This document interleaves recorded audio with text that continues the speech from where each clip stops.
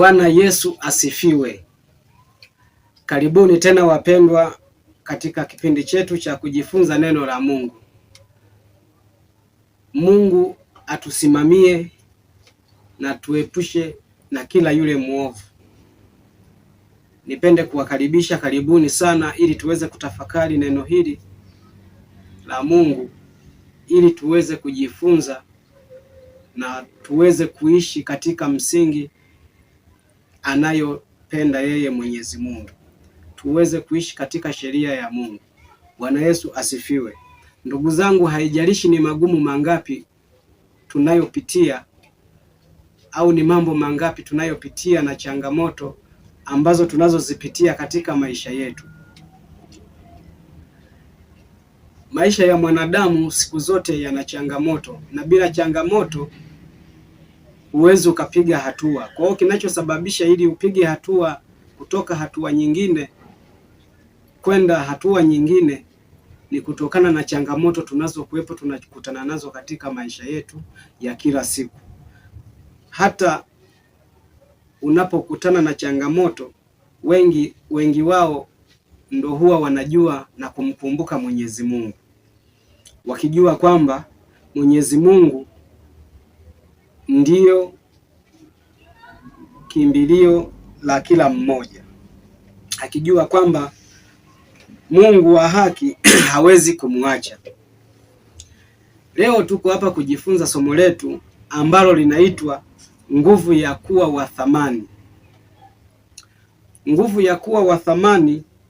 Kila mmoja anahitaji kuwa wa thamani. Kila mmoja anahitaji na anapenda kuwa wa thamani. Kuwa wa thamani, hata Mungu amesema kwamba sisi ni wa thamani. Kama sisi ni wa thamani, kwa maana hiyo ni wewe mwenyewe kujitambua kwamba wewe ni wa thamani.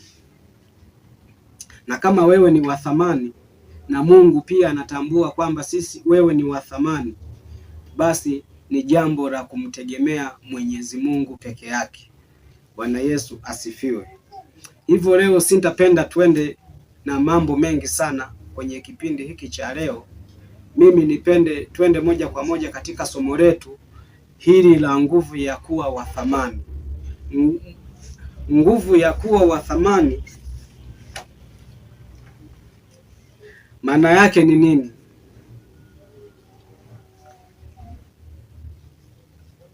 Kuwa wa thamani, nguvu ya kuwa wa thamani maana yake ni kwamba wewe katika maisha yako unayoyafanya ya kila siku na unayoishi kila siku, haitakiwi wewe ujishushe na kuona wengine kwamba wao ndio wa thamani kuliko wewe.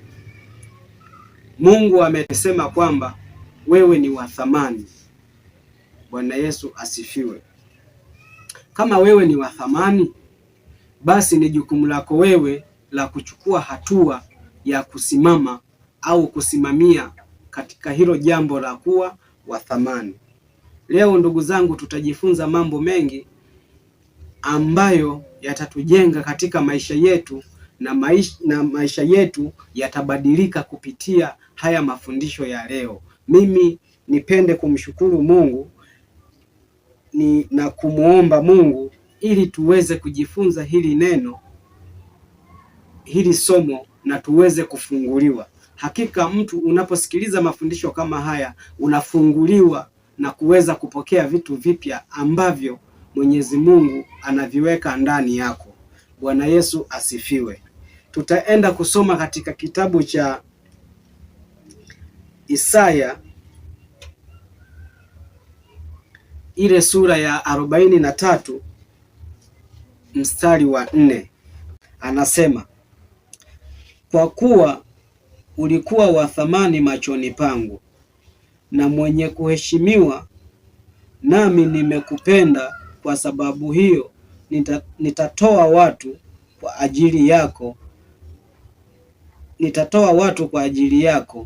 na kabila za watu kwa ajili ya maisha yako. Bwana Yesu asifiwe. Hapa tunaona Mungu anasema kwa kuwa wewe ulikuwa ni wa thamani.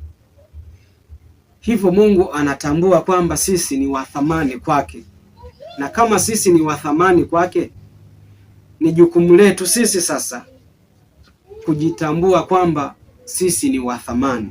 Kama utakapokuwa unatembea hujitambui wewe ni wa thamani na kuona mambo mengine ambayo ndo vitu vya thamani au vitu vingine ukaviona ndo vya thamani kuliko kujitambua wewe kwamba ni wa thamani, hakika Mungu anakuambia kwamba wewe ni wa thamani na mwenye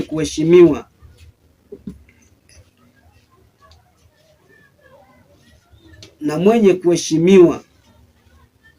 Nami nitakupenda kwa sababu nitatoa watu kwa ajili yako na kabila zote za watu kwa ajili ya maisha yako. Kwa hiyo hapa tunaona Mungu anaweza kutupigania kwa hadi hatua ya mwisho endapo wewe utakapokuwa umejitambua kwamba ni wa thamani.